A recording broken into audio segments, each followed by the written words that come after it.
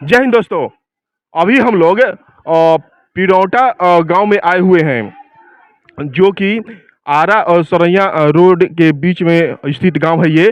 और यहाँ पे हम लोग अभी रघुपति यादव जी के घर के पास आए हुए हैं। ऐसे देखा जाता है कि बाढ़ प्रभावित बहुत सारे लोग हुए हैं, बाढ़ से प्रभावित बहुत सारे लोग हुए हैं, लेकिन सेवा के नाम पर सेवा के नाम पर नेतागिरी करने के नाम पे नाम चमकाने के लिए बहुत सारे लोग मिल जाएंगे, लेकिन लोगों की भलाई के बारे में कोई नहीं सोचता। लेकिन आज हम एक ऐसे व्यक्ति की बात करेंगे जो बाढ़ पीड़ितों के बीच में रहकर और अपने गांव के लोगों की और फ्री ऑफ कॉस्ट लोगों को भोजन करा रहे हैं। बाढ़ पीड़ित जो भी लोग हैं उन्हें खाना खिला रहे हैं और अपने आवास पर ही उन लोगों के लिए खाना भी बनवा रहे हैं। कैमरामैन आए आप, और हमें दिखाना चाहूंगा कि लगातार कई दिनों से बाढ़ पीड़ितों के लिए यहाँ पे इनके आवास पर खाना बन रहा है और काफी लोग सेवा भाव से यहाँ पे लगे हुए हैं। कैमरामैन दिखाएं, और हम लोगों से बात करेंगे और साथ ही साथ रघुपति जी से भी बात करेंगे क्या है कैसे है। और एक सज्जन व्यक्ति हैं, आप क्या हो रहा है ये बताइए। खाना बन रहा है किस लिए? और लोगों को बांटने के लिए। मतलब और भी जो लोग हैं, मतलब आप लोगों का क्या सहयोग है इसमें? सहयोग यही है कि मतलब लगभग 12-13 दिन से खाना बट रहा है। लोगों के जो मतलब बाढ़ से मतलब विभीति हैं उसी के लिए बटाई हो रहा है। मतलब खाना बट रहा है तो मतलब आप लोग अपने घर से ला रहे हैं या ये जो है कहाँ से आ रहा है? अपने घर से खुद। अच्छा, चलिए कुछ और व्यक्ति हैं। कैमरामैन आप उधर आए और हम बात करते हैं और लोगों से। और देखिए यहाँ पे एक और सर हैं, सज्जन व्यक्ति, और ये भी लगे हुए हैं, ये कचौड़ी की लोई बना रहे हैं। ये बताइए सेवा भाव कहाँ और कैसे? ये रघुपति यादव के तरफ से हो रहा है। उनके हम लोग मेहनत कर रहे हैं, बना रहे हैं 13-14 दिन से। अब बरहार क्षेत्र में और पिरौटा पंचायत में खाना वितरण हो रहा है। अच्छा, जो ये बना रहे हैं आप, तो इसके लिए आप लोगों को पैसा मिल रहा है कि अपना सेवा भाव कर रहे हैं? सेवा में काम कर रहे हैं हम लोग।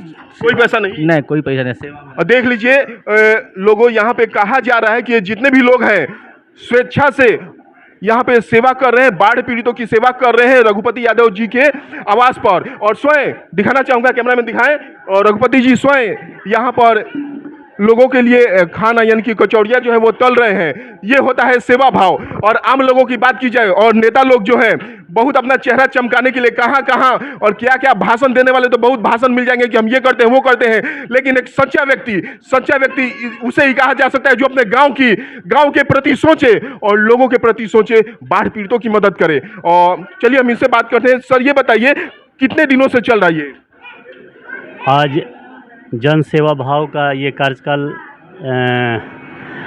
13वां दिन है और लगातार लगे हुए हैं। जब से बाढ़ आया है तब से हम लोग कंटिन्यू लगे हुए हैं पूरे जन सेवा करने के लिए, पूरे समाज के साथ खड़ा रहने के लिए, हर व्यक्ति के लिए हम लोग ऐसे कर रहे हैं, काम कर रहे हैं। बाढ़ की इस आपदा में हम एक मानव की सेवा कर लें, यही हमारे लिए बहुत बड़ी बात होती है। जीवन मिला है तो इसको धन्य हम करें और एक दूसरे का मदद करें किसी भी परिस्थिति में। ऐसे सुख में तो सब लोग आता है, लेकिन दुख में कोई नहीं जा पाता है। तो मैं यही काम कर रहा हूँ। अपने पूरे बड़हरा विधानसभा क्षेत्र हो, आरा हो, पिरौटा पंचायत हो, हर गांव में जाने का काम कर रहा हूँ। जहाँ ज़रूरतमंद है, लोग फ़ोन भी आ रहा है हर जगह से, तो वहाँ हम अपना सेवा भाव कर रहे हैं और ये लगे हुए हैं। तमाम हमारी टीम भी लगी हुई है, गांव समाज पंचायत के सभी लोग, बुजुर्ग से लेकर नौजवान सभी लोग पीठ पर खड़े हैं कि नहीं घबराना नहीं भाई, हम आपके साथ हैं। और ये देखा जाए कि ये जो खाना खिलाने का सिलसिला है कब से कब तक यहाँ पे है? देखिए खाना दोपहर में रेडी हो जा रहा है, अभी सब पैक हो रहा है, तुरंत अब क्षेत्र के लिए निकल जाएगा। अभी देख लीजिए ग्रामीण सब बच्चे हैं और भी लोग आते हैं, खाना खाते हैं। लंगर यहाँ भी चल रहा है कंटिन्यू और खाना खिलाने का काम किया जा रहा है कंटिन्यू। और अपनी जो क्षमता है, औकात है, उससे ऊपर उठकर ही हम लोग पूरे क्षेत्र में बांटने का काम कर रहे हैं। कुछ राहत सामग्री बांट रहे हैं, कुछ मदद कर रहे हैं, किसी का इलाज करवा रहे हैं। क्योंकि बाढ़ ऐसी भयावह स्थिति है कि सबका दिमाग खराब हो जाता है, कोई दिमाग काम नहीं करता है। तो ऐसे में सरकार नींद में सोई हुई है, प्रशासन नींद में सोई हुई है। अभी तक बाढ़ क्षेत्र घोषित नहीं हुआ और ना ही बाढ़ पीड़ितों के साथ कोई सरकारी फंड मिला, ना ही कोई उनके पास कोई भोजन पहुंचाने गया, ना उनके मवेशी को चारा मिला। कोई समुचित व्यवस्था उनके जीने के लिए नहीं मिल रहा है। तो ऐसे में हम आज 13 दिन से लगातार लंगर चलाकर सबके पास पहुंचने का प्रयास कर रहे हैं। हर बड़हरा का बेटा बनकर हर लोगों के पास मदद करने के लिए, हर अपने परिवार के क्षेत्र को मदद करने के लिए जा रहे हैं और लगातार हम बने हुए हैं। किसी भी परिस्थिति में लोग हमको फ़ोन करते हैं, 24 घंटा कंटिन्यू अपने बाढ़ पीड़ितों के साथ मैं खड़ा हूँ। और सरकार से क्या चाहते हैं आप? मैं सरकार से ये दरख्वास्त करना चाहता हूँ कि अविलंब बाढ़ क्षेत्र घोषित किया जाए और सभी बाढ़ पीड़ितों को उचित जो मुआवजा होता है, किसान का फसल बर्बाद हो गया है, कितने व्यक्तियों का घर बर्बाद हो गया है, बह गया है, उनको सरकारी इंदिरावास बनाया जाए। माल मवेशी जिनका जाल मान क्षति का नुकसान हुआ है उनको मुआवजा मुहैया कराया जाए। और तमाम बहुत सा फसल का किसान हैं बर्बाद हुए हैं, खेती करने वाले, सब्जी करने वाले, धान रोपने वाले, क्या बोलते हैं, मक्का रोपने वाले, तो सभी का फसल का आकलन करके मुआवजा देना चाहिए। चूँकि सब लोग का अपना निजी ज़मीन है नहीं, सब लोग खेती पाटा पर लेकर, बनबस पर लेकर, मालगुजारी पर लेकर काम करते हैं।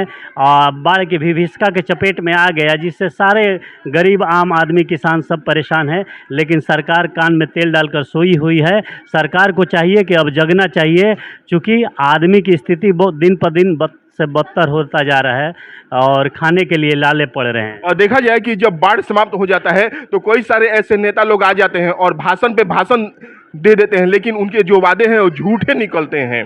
देखिए, हम तो नेता है नहीं, हम बड़हरा विधानसभा क्षेत्र का बेटा है, आरा का बेटा है, पिरौटा पंचायत का बेटा है। तो एक बेटा का फर्ज जो होना चाहिए, विकट स्थिति में अपने परिवार को संभालने के लिए अपनी कंधा पर जो जिम्मेवारी लेता है, विकट परिस्थिति में पुत्र ही काम आता है कि जो कंधा पर जिम्मेवारी लेता है परिवार का, तो वही मैं करने जा रहा हूँ। अपने पूरे बड़हरा विधानसभा क्षेत्र के लोगों के साथ, मजबूती के साथ, और उनके चेहरे के मुस्कुरान लाने के लिए मैं 24 घंटा निरंतर लगा हूँ और आजीवन लगा रहूँगा। और कैमरामैन दिखाएं, यहाँ पे छोटे छोटे बच्चे हैं, इनसे हम बात करते हैं, क्योंकि कहा जाता है कि बच्चे जो है भगवान का रूप होते हैं और कभी झूठ नहीं बोलते हैं। तो इनसे हम सच्चाई जानेंगे कि वाकई इनके आवास पर भोजन बच्चों को मिल पाता है या ग्रामवासी को मिल पाता है कि नहीं। यहाँ पे खाना मिलता है तुमको? कब कब मिलता है? यानी कि खाना खा के जाती हो। और एक और बच्चा है यहाँ पे, खाना मिलता है यहाँ पे? क्या मिलता है? पूरी। हाँ, आलू दम। पूरी आलू दम। और एक ये बच्ची है, क्या मिलता है खाना यहाँ पे? सर कचौरी। कितना दिन से खा रही हो? सर 18 से। अच्छा, चलो। और एक और छोटा सा बच्चा है, इससे बात करते हैं। खाना मिलता है यहाँ पे? क्या मिलता है? कौन कौन खाता है यहाँ पे तुम्हारे घर से? इससे बात करते हैं। तुम्हारे घर से कौन कौन आता है खाने के लिए? हम। अच्छा, आते हैं लोग। यानी कि देखिए, बच्चे भी, वाकई सारे बच्चे भी बोल रहे हैं कि हाँ, ये लोग यहाँ पर खाना खाने के लिए, भंडारे में खाना खाने के लिए आते हैं। तो वाकई रघुपति जी का नेक सराहनीय काम है, जो प्रशंसा के योग्य है। और खुद ये अपने आप को यहाँ का बड़हरा का बेटा मानते हैं और लोगों की, बाढ़ पीड़ितों की सेवा में लगे हुए हैं। कैमरामैन विश्वकर्मा के साथ मैं पंकज।